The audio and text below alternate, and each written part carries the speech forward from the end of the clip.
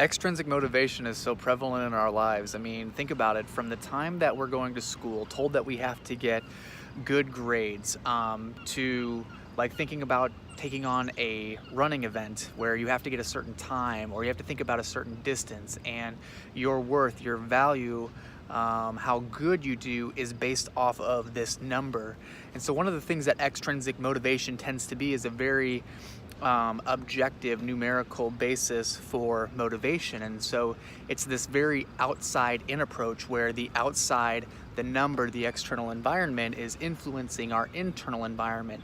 And so we have to flip the script on that. We have to find a way to change our internal environment using intrinsic motivation to influence our external environment. Okay, so focusing on effort rather than the number per se. So if you apply as much effort as possible in a given task, you will stay consistent and persistent long enough for you to become better. And that's what mastery is all about. It's about finding the intrinsic drive, the connection to something that you enjoyed just for the sake of doing it, so much so that you become better as a result. And as you learn and grow and fail, because failure is part of that process, you learn to master a certain skill or a certain activity. And so how can you find ways to develop your intrinsic motivation?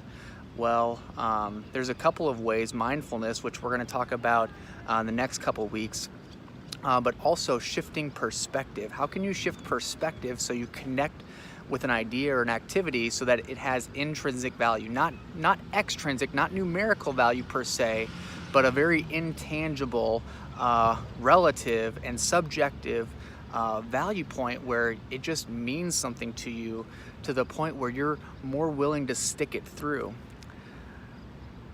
It can be tough. It can be hard, because society is so extrinsic driven.